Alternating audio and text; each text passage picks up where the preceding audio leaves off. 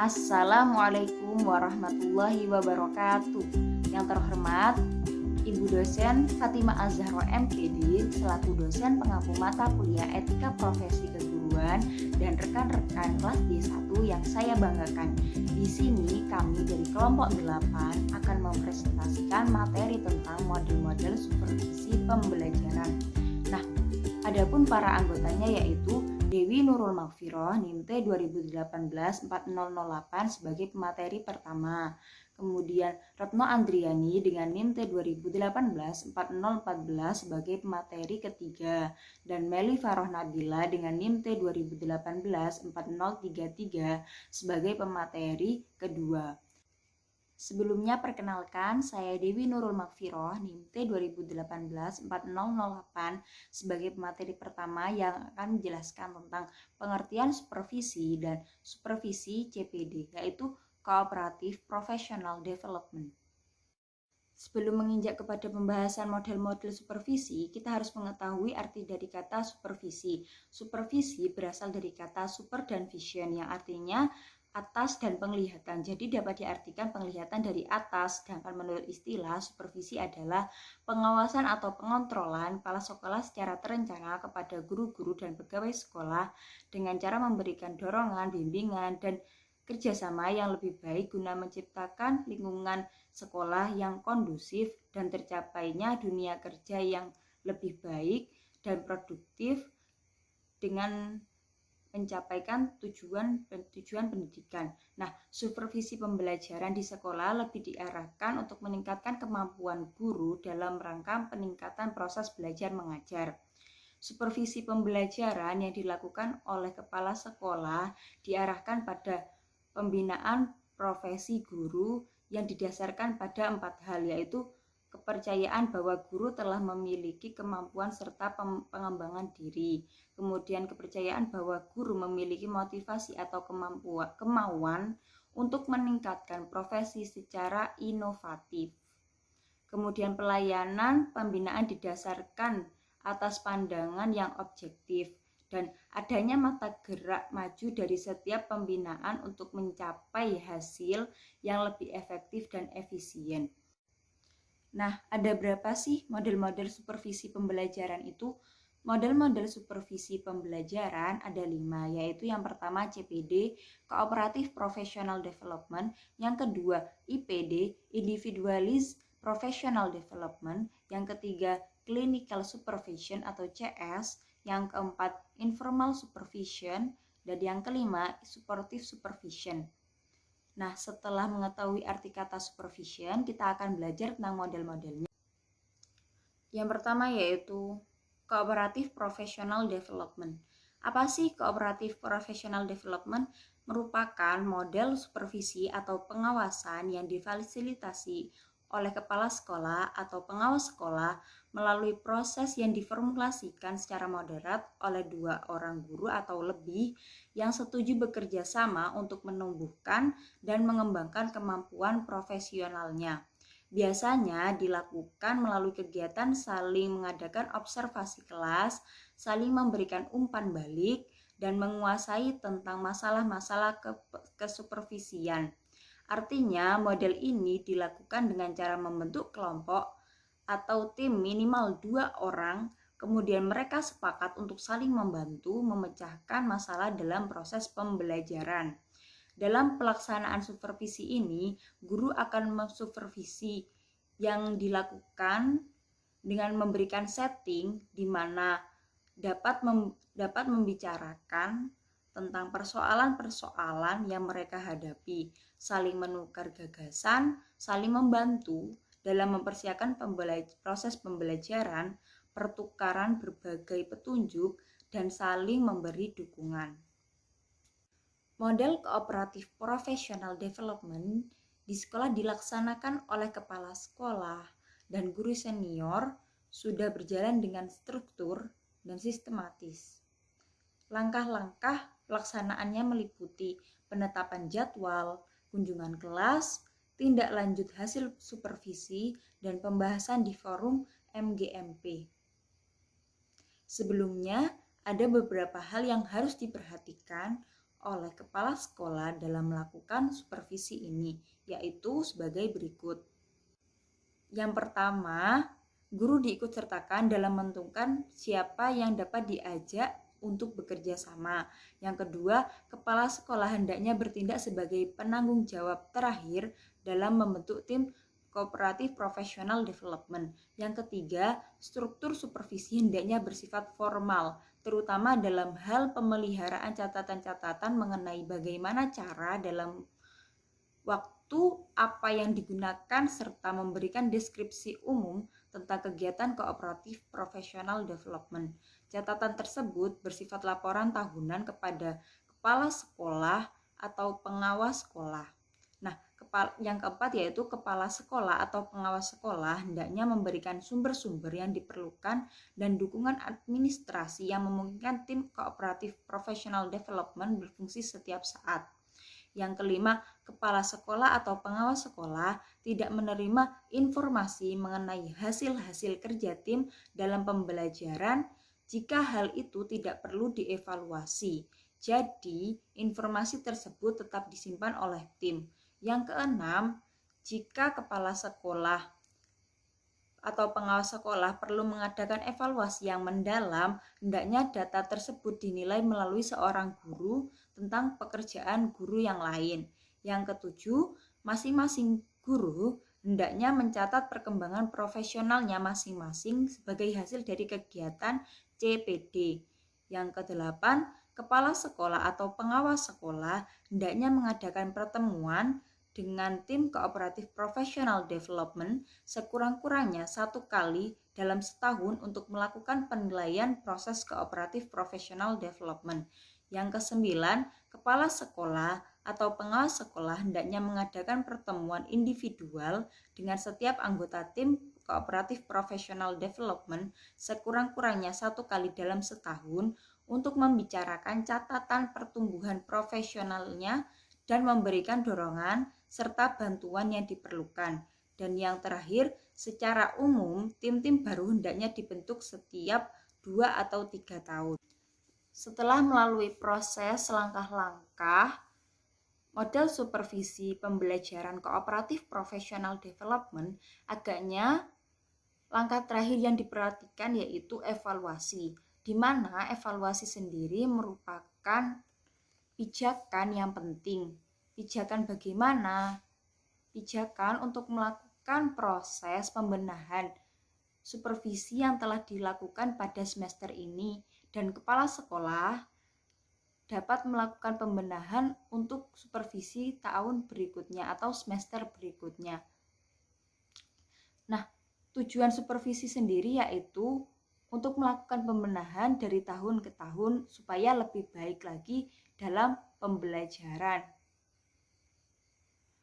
Tapi ada juga beberapa keuntungan melakukan supervisi model ini, yaitu merupakan wahana bagi guru untuk mengetahui pekerjaan guru lainnya, memberi suatu mekanisme bagi mereka untuk saling berkomunikasi mengenai belajar dan pembelajaran. Kegiatan yang bersifat kontinu atau terus-menerus akan sangat meningkatkan motivasi belajar bagi guru.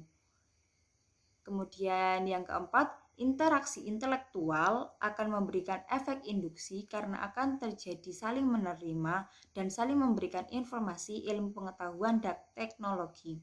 Yang kelima yaitu melalui Cooperative Professional Development akan menimbulkan kesan adanya upaya perbaikan perilaku inovatif, disiplin, dan self-control dalam pelaksanaan tugas-tugas mengajar.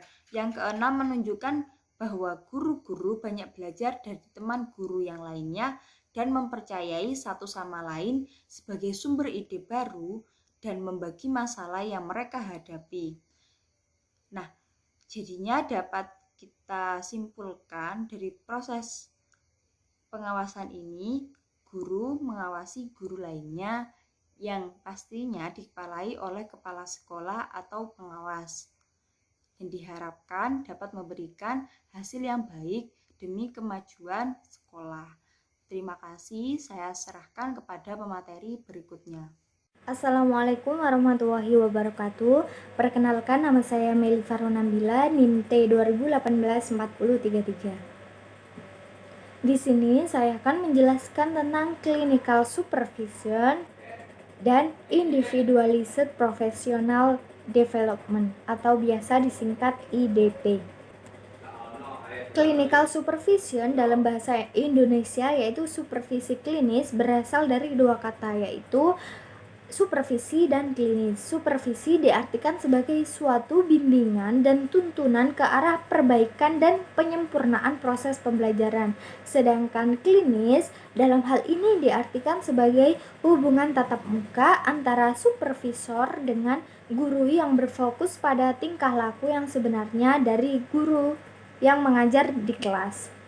Sasaran supervisi klinis ini adalah perbaikan pembelajaran dan bukan perbaikan kepribadian guru. Untuk itu, supervisor diharapkan agar mengajarkan berbagai keterampilan kepada guru, yaitu yang meliputi keterampilan mengamati dan memahami, keterampilan menganalisis proses pembelajaran, keterampilan dalam pembaharuan kurikulum, dan yang terakhir keterampilan dalam mengajar. Pendekatan supervisi klinis ini terdiri dari direktif, kolaboratif, dan non-direktif.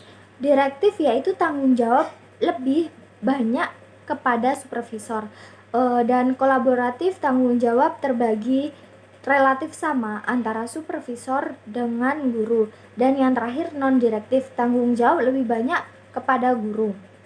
Tujuan supervisi klinis ini dibagi menjadi dua, yaitu tujuan umum dan tujuan khusus. Untuk tujuan umum yaitu bertujuan untuk memperbaiki dan meningkatkan keterampilan mengajar guru di kelas. Sedangkan tujuan khusus yaitu menyediakan suatu balikan yang objektif dalam kegiatan mengajar yang dilakukan guru dengan berfokus terhadap kesadaran dan kepercayaan diri dalam mengajar dan keterampilan dasar mengajar yang diperlukan. Yang kedua, mendiagnosis dan membantu memecahkan masalah-masalah pembelajaran, dan yang ketiga, membantu guru mengembangkan keterampilan, dan yang terakhir, membantu guru mengembangkan diri secara terus-menerus dalam karir dan profesi profesi mereka secara mandiri. Untuk prinsip-prinsip supervisi klinis, dalam supervisi klinis ini terdapat sejumlah prinsip umum, yaitu yang pertama, hubungan antara supervisor dengan guru adalah hubungan kolegial yang sederajat dan bersifat interaktif. Yang selanjutnya, diskusi antara supervisor dan guru bersifat demokratis. Yang selanjutnya, sasaran supervisi terpusat pada kebutuhan dan aspirasi guru serta tetap berada di dalam kawasan atau ruang lingkup tingkah laku guru dalam mengajar secara aktual. Yang selanjutnya, pengkajian balikan dilakukan berdasarkan data observasi yang cermat yang didasarkan atas kontrak serta dilaksanakan dengan segera. Dan yang terakhir, mengutamakan prakarsa dan tanggung jawab guru baik pada tahap perencanaan, pengkajian balikan, bahkan pengembalian keputusan dan tindak lanjut. Yang selanjutnya yaitu individualized professional development, merupakan proses pengembangan profesionalitas yang direncanakan dan dijalankan oleh individu itu sendiri. Dalam upaya untuk memperkuat keprofesional individu, maka diperlukan upaya untuk selalu berhubungan dan berkoordinasi dengan orang profesional dalam berbagai bidang. Dengan cara ini, maka pembaruan pengetahuan akan terus terjaga melalui komunikasi dengan orang profesional. Langkah-langkah pengembangan individual yang perlu dilakukan adalah sebagai berikut, yaitu yang pertama, pemahaman pedagogis. Yang selanjutnya, desainer pembelajaran. yang ketiga guru pembelajar, dan yang terakhir yaitu refleksi dan revisi. Mungkin itu saja dari saya. Kurang lebihnya mohon maaf. Assalamualaikum warahmatullahi wabarakatuh. Assalamualaikum warahmatullahi wabarakatuh. Saya Retnandriani, NIM T 2018-4014. Baik, selanjutnya saya akan menjelaskan tentang informal supervision. Model ini dilakukan secara spontanitas dan tidak terprogram, sehingga sifatnya lebih informal oleh kepala sekolah. Supervisi ini dilakukan secara tidak sengaja oleh kepala sekolah pada saat guru sedang mengajar atau melakukan observasi. Maksudnya ketika guru sedang mengajar atau sedang melakukan praktikum. Supervisi ini sifatnya sangat singkat sehingga tidak perlu menggunakan instrumen penilaian. Meskipun supervisi ini dilakukan secara informal dan hanya dilakukan secara sepintas, namun supervisi ini tetap dianggap sebagai usaha yang disengaja untuk mengobservasi pembelajaran. Selanjutnya saya akan menjelaskan tentang supportive supervision. Supportive supervisi ini merupakan salah satu sistem dengan cara supervisor yang mana guru bekerja sama mengukur dan memaksimalkan kinerja guru sendiri. Nah, supportive supervisi ini berpusat pada perilaku peserta didik, sikap dan hasil belajar dari peserta didik yang dianalisis untuk dikembangkan. Supportive supervisi ini menekankan pada upaya supervisor dan guru-guru memberikan penilaian secara afektif dalam rangka meningkatkan motivasi belajar peserta didik sebagai sasaran akhir dari kegiatan supervisi secara menyeluruh. Meskipun sasaran pembinaannya yaitu berorientasi kepada guru, namun penekanannya adalah terciptanya suasana pembelajaran yang memungkinkan peserta didik lebih bebas, inovatif, kreatif, kompetitif, serta mampu menyesuaikan diri dengan lingkungannya. Baik, mungkin cukup ini saja yang dapat saya sampaikan. Kurang lebihnya mohon maaf. Assalamualaikum warahmatullahi wabarakatuh. Dari pemaparan penjelasan model-model supervisi pembelajaran yang dilakukan oleh kelompok 8 tadi, dapat kita simpulkan bahwa model-model tersebut memiliki kelemahan dan keunggulannya masing-masing. Tetapi pada intinya, sama-sama dengan tujuan untuk meningkatkan mutu pendidikan secara berkesinambungan pada sekolah yang diawasinya, sehingga akan lebih baik pada tahun-tahun atau semester berikutnya. Terima kasih atas perhatiannya. Kami mohon maaf apabila ada kesalahan dalam perkataan maupun perbuatan. Sampai berjumpa kembali. Wassalamualaikum warahmatullahi wabarakatuh.